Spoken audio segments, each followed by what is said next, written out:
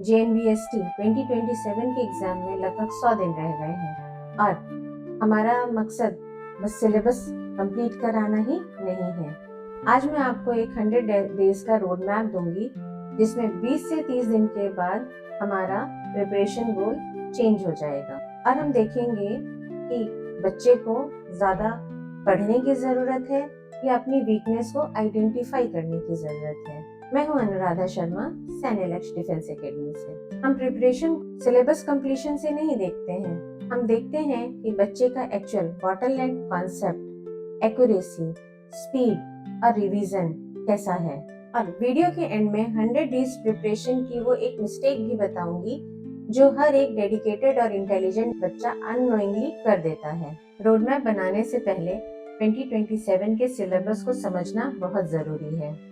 इस बार प्रिपरेशन को previous year paper की कॉपी समझना गलती होगी। ऑफिशियल JNVST 2027 के पेपर में टोटल 80 ऑब्जेक्टिव क्वेश्चंस होते हैं 100 मार्क्स के और टोटल टाइम होगा 2 आवर्स का।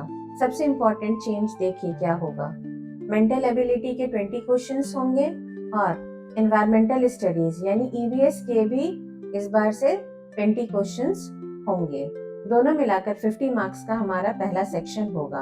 अर्थमेटिक के 20 क्वेश्चंस 25 मार्क्स के और लैंग्वेज के 20 क्वेश्चंस 25 मार्क्स के होंगे। इसमें कोई नेगेटिव मार्किंग नहीं है, ये बहुत अच्छी बात है। अब इस चेंज का सिंपल मीनिंग क्या है?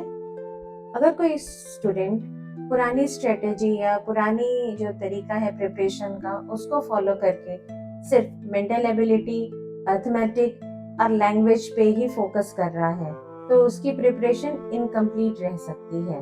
EVS को लास्ट 10 डेज में पढ़ने वाला सब्जेक्ट मत समझिए। आप एक काम कर सकते हैं, वीडियो के बाद में एक स्टडी टाइम टेबल चेक कीजिए। अगर EVS के लिए डेडिकेटेड टाइम स्लॉट नहीं है आपके टाइम टेबल में तो उसको आज ही ऐड कीजिए। लेकिन टाइम टेबल बनाने से पहले भी एक और काम आपको करना होगा, डायग्नोसिस का। फर्स्ट 10 डेज का टारगेट सिलेबस कंप्लीट करना नहीं है, टारगेट है बच्चे की करंट प्रिपरेशन को एनालाइज करना। डे 1 या डे 2 पर एक बेसलाइन टेस्ट दीजिए। टोटल मार्क्स मत देखिए, हर रॉन्ग क्वेश्चन को 5 कैटेगरीज में डिवाइड कीजिए। और इसके लिए हमने एक फ्रेमवर्क बनाया है कासरे। उसमें हर एक अल्फाबेट का एक मीनिंग है, जैसे C फॉर कॉन्सेप्ट क्लैरिटी। उसमें देखना पड़ेगा कि क्या हमारे बच्चे को क्वेश्चन समझ में नहीं आता। A फॉर एक्यूरेसी, कॉन्सेप्ट आता है लेकिन केयरलेस मिस्टेक हुई है। S फॉर स्पीड, कॉन्सेप्ट आता है लेकिन स्पीड नहीं है। R फॉर रिवीजन, पहले पढ़ा था लेकिन अब याद नहीं है। E फॉर एग्जाम टेम्परामेंट, उसमें क्या है, पैनिक करना या गेसिंग करना या एक क्वेश्चन पर ही स्टक होकर के रह जाना या OMR में ही फिल करने में मिस्टेक कर देना। अगर मान लीजिए बच्चा अर्थमेटिक के 20 क्वेश्चन में से 15 अटेम्प्ट करता है और 12 करेक्ट हैं, तो प्रॉब्लम स्पीड की नहीं है। तो पहले देखिए जो 3 गलत हुए हैं वो कॉन्सेप्ट एरर है या कैलकुलेशन एरर है। डायग्नोसिस के बिना टाइम टेबल बनाना, इसका सीधा सा यही मतलब हुआ कि प्रॉब्लम समझे हुए ही मेडिसिन दे देना। इसको समझने के लिए आपको एक काम करना चाहिए, आप एक नोटबुक बनाइए और उसका टाइटल दीजिए JNVST एरर लॉग और हर रॉन्ग क्वेश्चन के आगे कासरे मार्क कीजिए, मतलब CASRE। जब हम ये टास्क कर लेंगे तो हमें 10 दिन के बाद पता होना चाहिए कि हमारा बच्चा वीक कहाँ पे है।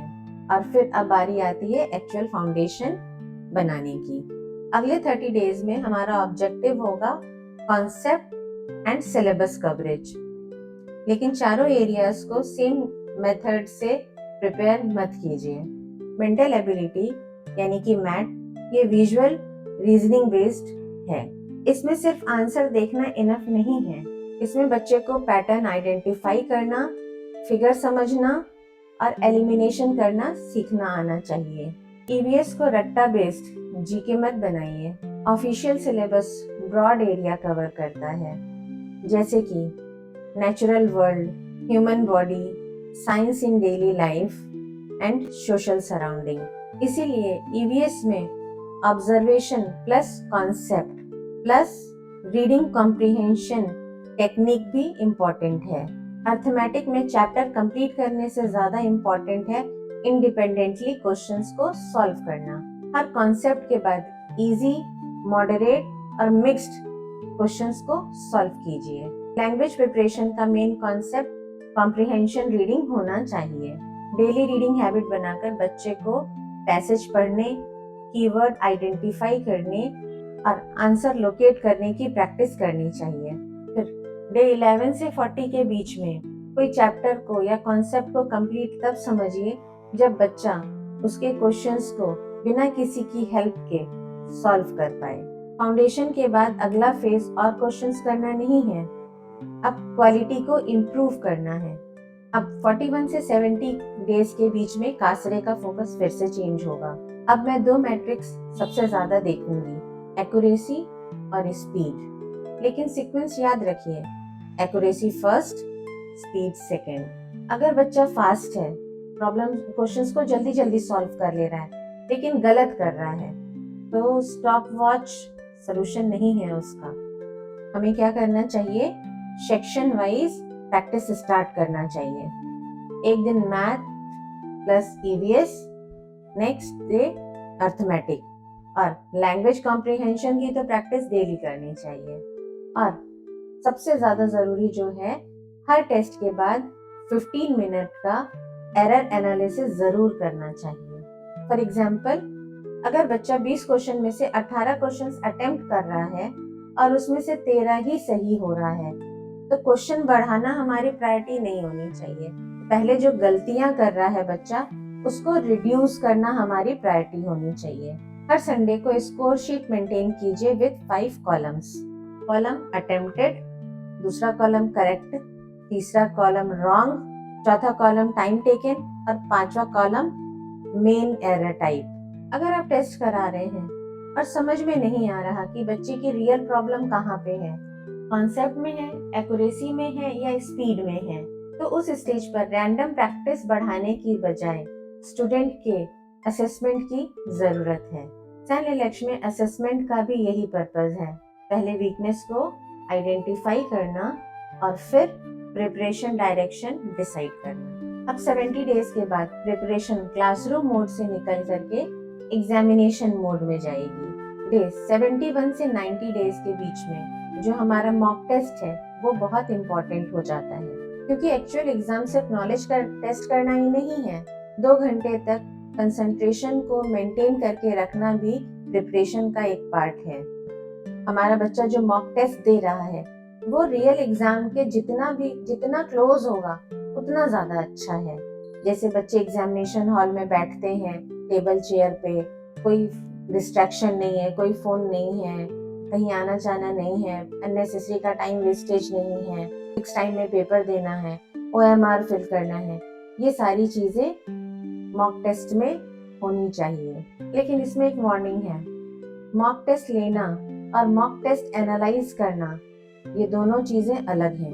अगर बच्चा 10 मॉक टेस्ट दे रहा है और सारे के सारे पेपर में सेम मिस्टेक बार बार रिपीट कर रहा है, तो मॉक टेस्ट प्रिपरेशन नहीं करा रहा, वो सिर्फ मिस्टेक्स को रिपीट करा रहा है। एवरी फुल मॉक के बाद रिपीटेड 3 एरर्स को मार्क कीजिए। अब नेक्स्ट मॉक टेस्ट से पहले इन 3 एरर को रिवाइज कीजिए।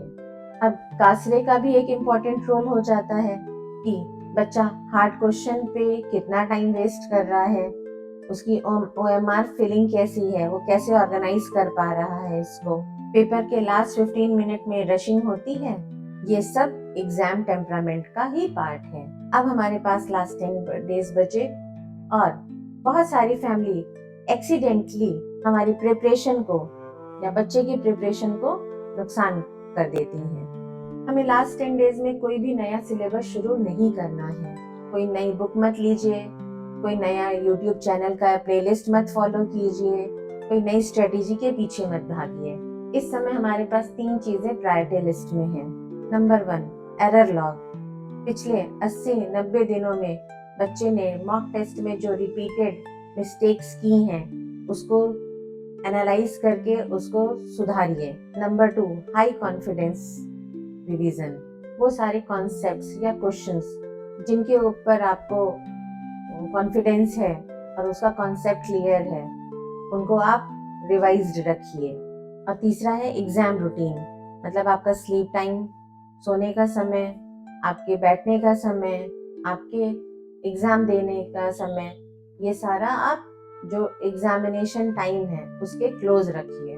मतलब जिस समय आपका एग्जाम का शेड्यूल है, जो टाइमिंग आपके एग्जाम की है, उस टाइम पे आप कोशिश कीजिए कि सेम टाइम पे आप मॉक टेस्ट दें, ताकि आपका ब्रेन उस टाइम पीरियड में एक्टिवेट रहे एग्जाम देने के लिए।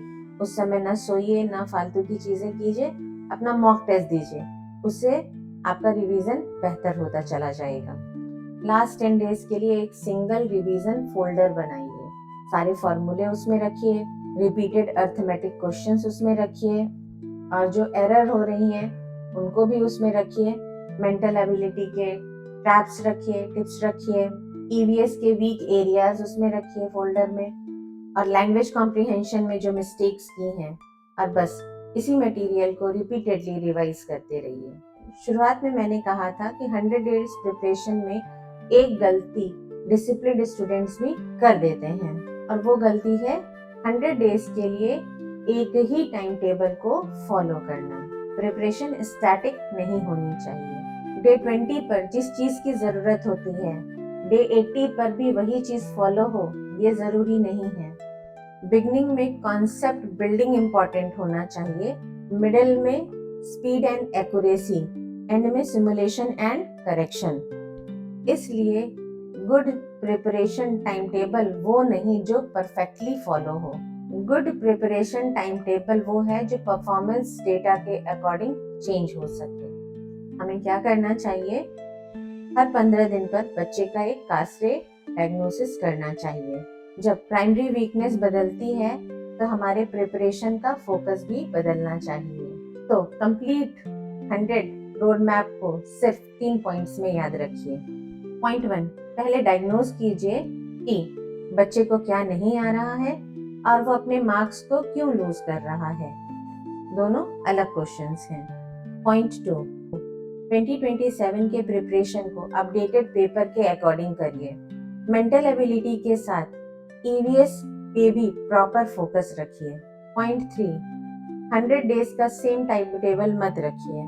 प्रिपरेशन को फाउंडेशन से एक्यूरेसी, फिर सिमुलेशन, फाइनल करेक्शन की तरफ मूव कीजिए।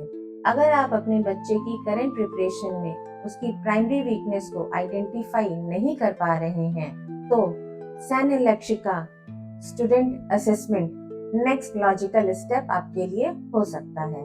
असेसमेंट का पर्पस सिलेक्शन प्रॉमिस कराना नहीं है, जब बल्कि प्रिपरेशन की सही डायरेक्शन को आइडेंटिफाई कराना है। अगर नवोदय आपके बच्चे का सीरियस टारगेट है तो याद रखिए 100 डे प्लान सिर्फ शुरुआत है। जैसे जैसे एग्जाम पास आता चला जाएगा, एग्जाम की स्ट्रेटेजी भी चेंज होती जाएगी। इसलिए हमारा नेक्स्ट वीडियो है JNBST 2027 लास्ट 5 वीक्स स्ट्रेटेजी। वहाँ हम देखेंगे कि लास्ट 5 वीक्स में क्या रिवाइज करें, कैसे प्लान करें, मिस्टेक्स को कैसे कंट्रोल करें। और याद रखिए, सैन्य लक्ष्य डिफेंस एकेडमी पर सिर्फ हम एग्जाम की तैयारी ही नहीं कराते, हम आपको गाइड करते हैं। सही स्कूल, सही स्ट्रेटेजी और सही डायरेक्शन। मिलते हैं नेक्स्ट वीडियो में। जय हिंद।